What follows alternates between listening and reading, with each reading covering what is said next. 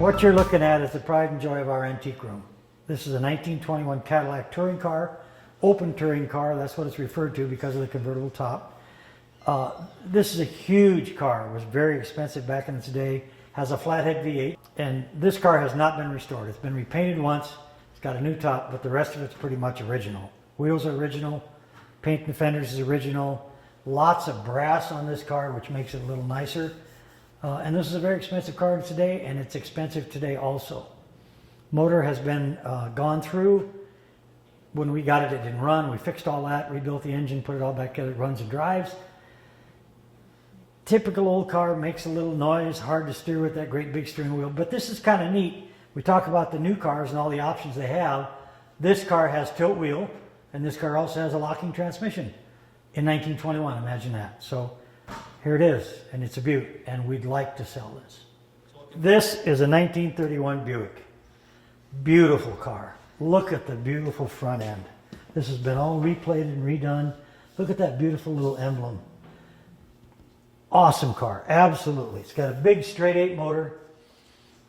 This is what they call a closed touring car because, of course, it doesn't have a convertible roof. It would carry 5 passengers pretty easy, and this car would actually run about, if you could find a smooth enough road, it would run 100 miles an hour. So this was a very good car and a very expensive car. And the interesting thing is, my dad, and here's the picture, bought one of these brand new in 1931. And here's his picture. My father was an Italian immigrant, and here's his 1931 Buick brand new. But he just loved this car. He's been passed away for quite a few years. But it's a really nice car. It's got nice paint, but the interior is not done yet. And so it's not really going to be an expensive car. We're working on the price to get that for you, but it's not. It's going to need an interior to make it really nice, but the paint's real nice on it. So there it is. 1924 Chevrolet open touring car. People don't believe it, but the Chevy was, they should, the Chevy was head and shoulders above a Ford in 1924. 1924, they still made the Model T. The Model T did not have a steering box. The Chevrolet did. Non-synchronous. This didn't even have a transmission. It had planetary drive. This had a transmission. This was way ahead of Ford in its mechanics and what it was, and it wasn't much more expensive. This is a 24. It's got a nice open. It's got a 4-cylinder motor. It's got a 3-speed transmission. Got new upholstery. It's got real decent paint. Tires are okay. Just a sweet little open touring car that you could put your family in and go for a cruise. Just remember, not real fast. Brakes weren't too good. Matter of fact, these cars didn't even have front brakes. So they're fun to enjoy, they just don't go very fast. This is the second rarest car in our antique building. This is a 1914 Model T C-Cab. And the reason it's called a C-Cab is you'll notice that big round spot so the driver can see out the side, looked like a C. That's why they call them a C-Cab. This is also a delivery called a pie wagon, panel truck, whatever you want to call it. And they were extremely crude cars, just extremely crude. Brakes, no transmission, planetary drive, 4-cylinder motor, just very difficult, everything about them, because they were built really cheap and they were made to put America on wheels. That's what Henry Ford used to say. And we can start in the front, work our way back. This is a brass T. Notice the brass radiator, the brass headlights. These are called carbide lights.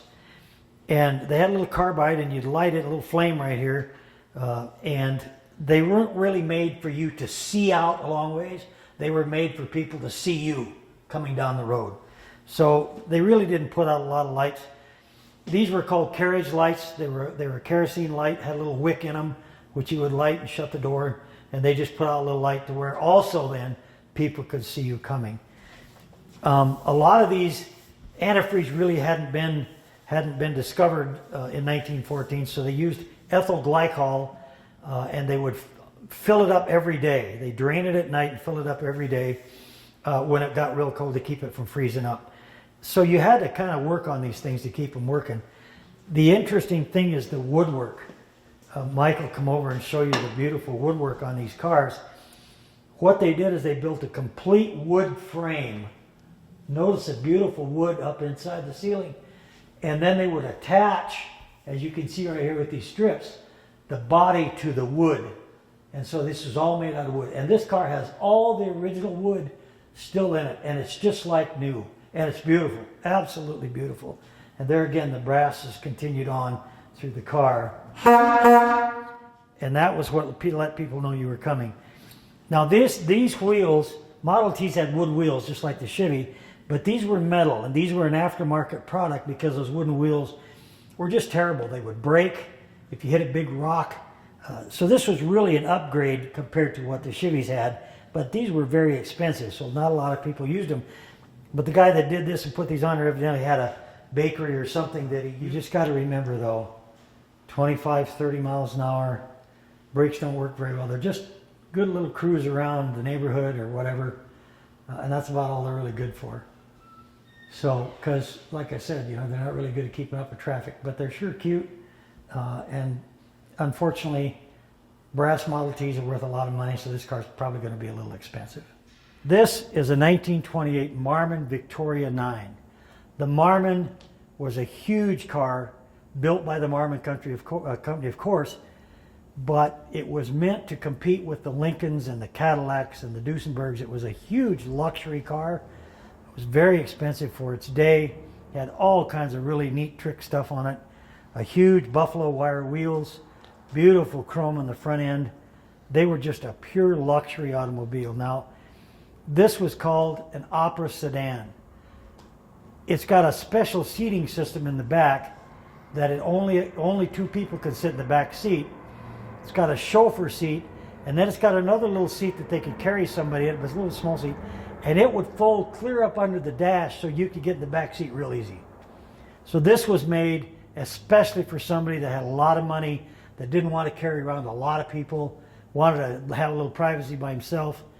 Only 9 of this body were made that we know of, that we've been able to find out any information on, which made it very difficult to bring it back to life because there wasn't any parts for it.